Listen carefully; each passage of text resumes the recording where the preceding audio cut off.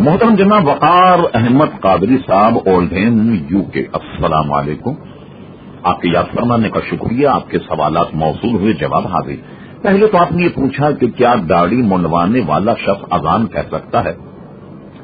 داڑھی منڈے شخص کو اذان نہیں کہنی چاہیے۔ یہ بات اور ہے کہ داڑھی منڈا اذان کہہ دے تو اذان کی ضرورت پوری ہو جائے گی، لیکن ایسا نہیں کرنا چاہیے۔ جو اذان کہنے والا ہے ظاہر دیندار آدمی ہونا چاہیے۔ آپ نے پوچھا اگر بیوی امامہ شریف کو پسند نہ کرتی ہو تو شوہر کو کیا کرنا چاہیے؟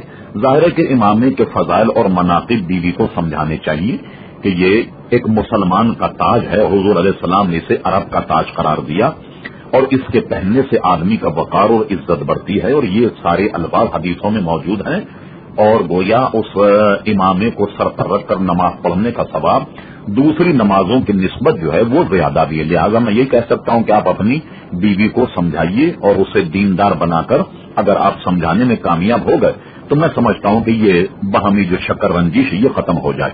تیسرا سوال آپ نے یہ کیا کہ میرے والد صاحب کو منہاج القرآن والوں نے بہکا دیا اور میرے پیر مولانا الیاس قادری صاحب سے متعلق اچھی رائے نہیں رکھتے، نیز کہتے ہیں کہ اہل سنت اللہ اور اس کے رسول کو برابر درجہ دیتے ہیں، برائے کرم مجھے مشورہ دیں کہ کیا کرنا چاہیے۔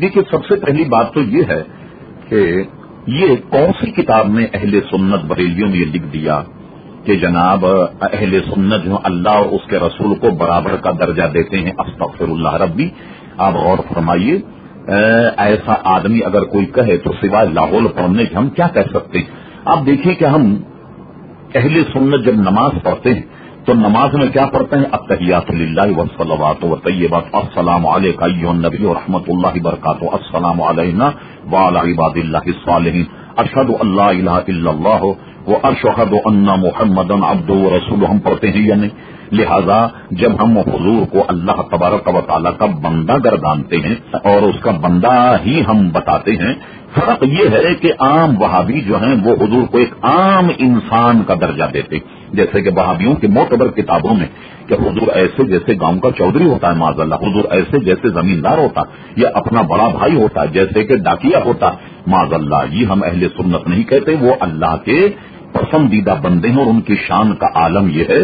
خود رب کریم نے ارشاد فرمایا قل ان کنتم تحبون اللہ، اے لوگوں اگر تم اللہ تبارک و تعالیٰ سے محبت کے دعوے دار ہو فاتبعونی، تم میرے حبیب کی اتباع کرو، یحببکم اللہ، جب تم میرے رسول کی اتباع کرو گے تو تم اللہ کے محبوب بن جاؤ گے۔ اور فرمائی کتنا بڑا منصب ہے کہ جو حضور اطاعت کرے وہ اللہ کا محبوب بن جائے۔